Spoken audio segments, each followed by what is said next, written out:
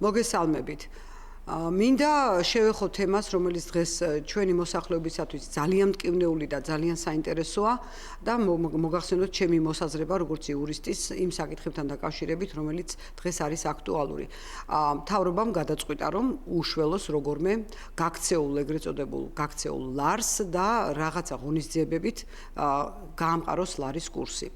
ახლა რა ღონისძიებებია ეს ჩვენ ყველამ კარგად ვიცით, მაგრამ მე მინდა ხაზგასმით ვილაპარაკო ერთ ძალიან მნიშვნელოვან ფაქტზე, რომელმაც მე მიმანიშნა პირადად, როგორც იურისტს, რომ ამ შემთხვევაში მთავრობა არ არის მართალი კანონის წინაშე და არ არის მართალი ბუნებრივია აქედან გამომდინარე იქაც, სადაც გვეუბნება, რომ მისთვის მთავარი უპირატესობა არის კანონის უზენაესობა და მისი პრიორიტეტი. ეხლა რას შეეხება ეს ყველაფერი? ჩვენ გვითხრეს და გვარწმუნებენ, რომ აქციზურ პროდუქციაზე ფასის მომატებით, ანუ აქციზის ფასის მომატებით ეშველება გარკვეულწილად ლარის ასეთ მერყევ კურსს. ეს ნიშნავს ადმინისტრირებას პრაქტიკულად, ანუ აქციზური პროდუქცია ვიცით რომ იბეგრება კონკრეტული ესე იგი ღირებულებით, აქციზის ღირებულებით, რომელიც ღირებულებაში შედის შემდეგ და აი ამ ღირებულების გაზრდაზეა ლაპარაკი. და გვითხრეს რომ ეს შეეხება თამბაქოს და საწვავს.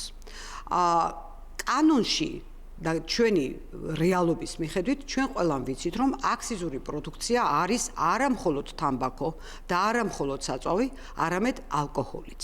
მაგრამ რატომღაც ამ შემთხვევაში ალკოჰოლური პროდუქცია დარჩა სასათბურე პირობებში და მას არ მოემატება არავითარი გადასახადი. ანუ ის არ გაძვირდება. ეხლა მე ნურავინ დამაბრალებს იმას, რომ ძალიან გახარებული ვარ იმით, რომ ძვირდება ვთქვათ საწვავი და ძვირდება თამბაქო და ესე იგი მინდა რომ გაძვირდეს კიდევ დამატებით რომელიღაც პროდუქტი, ვთქვათ იქ ლუდი იქნება, არაყი იქნება თუ ღვინო. მე ვლაპარაკობ იმაზე, რომ არ შეიძლება ქვეყანაში რომელიმე მიმართულება იყოს გამორჩეული და მისთვის იყოს შექმნილი სასათბურე პირობები. ეხლა, როდესაც პირდაპირ მე სულ ველოდებოდი, რომ აი აქციზური პროდუქცია უნდა გაძვირდეს და ჩამონათვალში სულ მეგონა რომ სიტყვის მასალად უბრალოდ ძალიან აქტუალურია თამბაქო, რამდენადაც მასზე ლაპარაკია, რომ ვითომ და გაძვირებით თამბაქოს მოხმარება შემცირდება და აი საწვავი უფრო მტკივნეული თემაა და ჩამონათვალში არის ლაპარაკი მხოლოდ თამბაქოზე და საწვავზე, მაგრამ რეალურად ეს ალკოჰოლსაც შეეხება მეთქი, მაგრამ ვერსად მოვისმინე იმის შესახებ, რომ უკაცრავად გამოგრჩა, მაგრამ ეს შეეხება ალკოჰოლსაც. ანუ გამოდის, რომ 2017 წლის 1 იანვრიდან ჩვენ გვექნება გაძვირებული თამბაქოს პროდუქცია, გაძვირებული საწვავი და არ გაძვირდება ალკოჰოლი. ეს პირდაპირ მიანიშნებს იმას, რომ ამ მიმართულებით მომუშავე კომპანიები და საერთოდ ეს ბიზნესი არის ვიღაცის ლობირების ქვეშ, ანუ უკაცრავად ამ გამოთქმისთვის და ვიღაცის სახურავის ქვეშ, რუსულ კალკს აღარ გამოვიყენებ, ან კანონი არ იცის ხელისუფლებამ. მოდი ახლა ამას წარმოვიდგენთ, რომ ხელისუფლებისთვის წარმოუდგენელია, ესე იგი, რომ იცოდეს ხელისუფლებამ, რომ კანონში პირდაპირ არის მითითებული აქციზური პროდუქციის ჩამონათვალი და ეს არის ალკოჰოლიც, ამას უნდა ვაბრალებთ, ასეც არ გაშტერებულა ჯერ არავინ, ანუ მივდივართ იქამდე, რომ რეალურად ვიღაცის მფარველობის ქვეშ მოქცეულია ალკოჰოლის ბიზნესი და აქედან გამომდინარე მას შეექმნა სასათბურე პირობები. აი პირდაპირ ვთავაზობ ჟურნალისტებს, საგამოძიებო ჟურნალისტიკას თემას გამოიძიონ, გამოიკვლიონ, ვინ მუშაობს ამ ბიზნესში, ვინ ვისი პატრონაჟის ქვეშ არის და რატომ დარჩა ეს ბიზნესი, ესე იგი ხელშეუხებელი. ეს არის ძალიან მნიშვნელოვანი, თუნდაც იმისათვის, რომ ჩვენ ევროსტრუქტურებისაკენ რომ მივისწრაფვით, ის ევროპა გვეუბნება სწორედ, რომ დისკრიმინაცია ნებისმიერი ნიშნით არის დაუშვებელი. ეხლა დისკრიმინაცია პირდაპირ ნიშნავს, რომ სხვისგან გამოგარჩიოს ვინმე და როგორ გამოგარჩევს, ამას უკვე აღარ აქვს მნიშვნელობა. შეიძლება ვიღაცა გამოგარჩიონ ერთი ადამიანი მეორესაგან, თქვათ სამსახურიდან დაგითხოვონ ერთი და შენსავე მდგომარეობაში მყოფი არ დაითხოვონ მეორე და ამ დათხოვნის საფუძველი გახდეს შენი რელიგიური აღსარებლობა, შენი თქვათ სექსუალური ორიენტაცია ან პოლიტიკური პოლიტიკური შეხედულებები და ამით გამოგარჩიონ სხვათაგან და გაგიშვან. ამას ქვია დისკრიმინაცია ამა თუ იმ ნიშნით. მე ეხლა ამას პირდაპირ დავარქმევდი დისკრიმინაციას, იმიტომ რომ გამოარჩიეს ორი მიმართულება და ჩააყენეს მძიმე მდგომარეობაში და დატოვეს სასათბურე პირობებში სხვა ანუ ალკოჰოლი. ეხლა რატო ჩააყენეს ეს კომპანიები მძიმე მდგომარეობაში და აქედან გამომდინარე ქვეყანა ამის შესახებაც მინდა გითხრათ ორიოდე სიტყვა. ეხლა ჩვენ ვლაპარაკობთ პირველ რიგში დავუშვათ ვილაპარაკოთ საწვავზე, რომელიც ყველაზე მტკივნეულია. საწვავის გაძვირება, რომელიც უკვე სახეზე გვაქვს და 1 იანვრიდან სავარაუდოდ კიდევ უფრო გაძვირდება, პირდაპირ არის მიბმული პროდუქციის გაძვირებაზე, პირდაპირ არის მიბმული ჩვენს გაჭირვებაზე და ჩვენ ვიცით რომ საწვავის გაძვირება გამოიწვევს პურის გაძვირებას, პირველადი მოხმარების და დანიშნულების პროდუქტის გაძვირებას და აქედან გამომდინარე ჩვენი ცხოვრების კიდევ უფრო გაუსაძლის რეჟიმში გადაყვანას. ანუ რა გამოვა? ადამიანები ბოლოს და ბოლოს ჯიბი არ არის ესე იგი მუდმივად წელვადი და ჩვენ არ შეგვიძლია უზრუნველყოთ ის ხარჯები, რომელიც მოგველის და ამიტომ ძალიან ბევრი ადამიანი გადაწყვეტს რომ გააჩეროს მანქანა და იმგზავროს ფეხით. კი ბატონო, ძალიან კარგია, ეკოლოგია გამოუმჯობესდება, სუფთა ჰაერი გვექნება მეტი, მაგრამ ბიზნესი ვთქვათ, საწვავის ბიზნესი აუცილებლად უკან დაიხევს და ის გადასახადები, რომელიც საწვავის ბიზნესიდან უნდა შესულიყო ბიუჯეტში, შემცირდება მნიშვნელოვნად და ჩვენი ბიუჯეტი, ჩვენ კარგად ვიცით, რომ დამოკიდებულია ძალიან დიდწილად აი ამ გადასახადებზე და გაწერილია, რომ უნდა მივიღოთ ამდენი გადასახადი.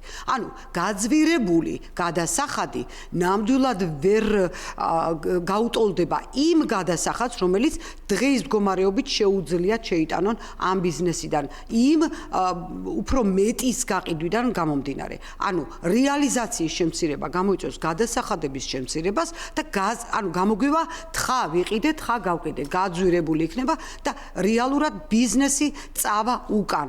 ანუ წინ თუ არ მიდის ბიზნესი და ერთ ადგილზეც დგას, მოდი შევთანხმდეთ იმაზე, რომ ის ბიზნესი მომაკვდავია. ანუ ხელისუფლებამ აქციის გაძვირებით მოსაკლავად გაიმეტა ბიზნესი, რასაც ქვია საწვავის ბიზნესი. ახლა თამბაქოს ბიზნესთან დაკავშირებით.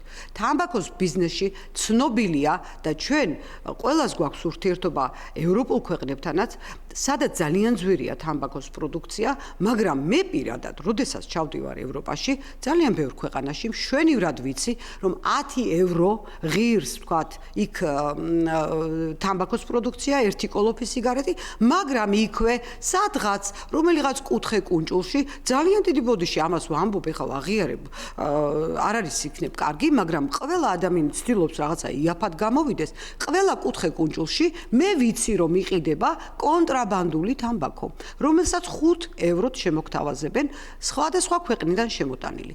ძალიან მკაცრი ადმინისტრირებაა, აეროპორტში არის ამბავი, გისინჯავენ ჩანთებს, აბსოლუტურად ყველანაირად მუშაობს, ყველაფერს აკეთებს ხელისუფლებები, რომ კონტრაბანდა შეზღუდოს, მაგრამ ეს კონტრაბანდა შემოდის ქვეყანაში და რა გამოდის?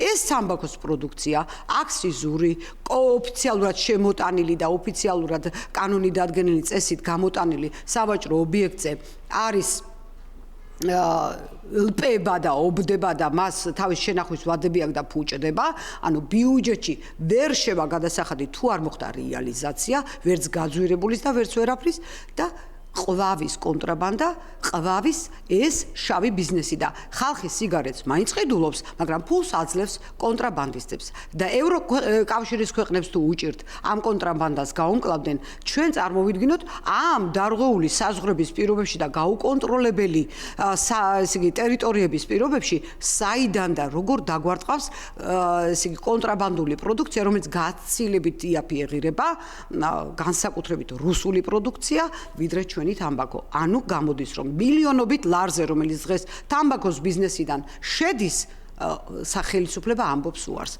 საბოლოო ჯამში გვიპასუხოს ხელისუფლებამ.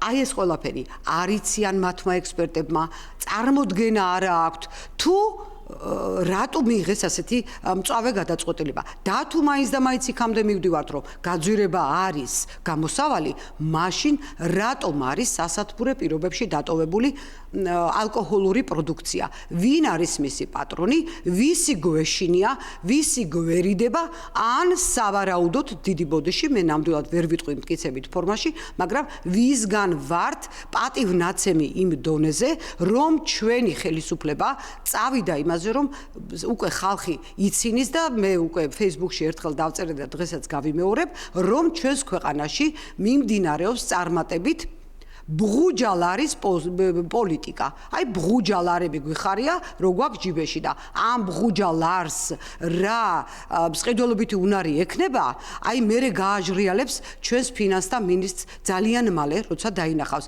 ასე რომ დრო აგონს მოეგოთ, ჯერ კიდევ არის რაღაცა დრო დარჩენილი, სირცხვილი არ არის უკან წავიღოთ ჩვენი ნათქვამი, თუ კი მიუხვდებით და ვიღაცა მიგვანიშნებს რომ არ მივდივართ სწორი გზით და გაგვახსენდეს რომ დაპირებებს სულ რაღაც 2 თვის წინ ხალხს ვაძლევდით რომ მათ ექნებოდათ ბედნიერი და ნათელი მომავალი და ლაჟვარდოვანი ფერებით რაღაცა ძალიან ბედნიერი სახეებით შესციცინებდა მთელი სამყარო გიორგი კვერიკაშვილს ბატონო გიორგი ვიპასუხეთ რატომ დარჩა ხმად ღაღადებლისა უდაბნოსა შინა ამ ხალხის ლაპარაკი იმასთან დაკავშირებით რაზედაც ზემოთ მოგახსენეთ და მე ვერ დავიჩემებ რომ ამას მხოლოდ მე ვლაპარაკობ და რატომ არ შეისმინეთ ეს ყველაფერი და რატო გინდათ ქვეყანა დაღუპოთ მოკლად ბიზნესი რომელიც გახლავთ ერთადერთი საფუძველი და მყარი საფუძველი იმისა რომ ლარი გამყარდეს ვერანაირი ადმინისტრირებით ვერანაირი გადასახადების მომატებით თქვენ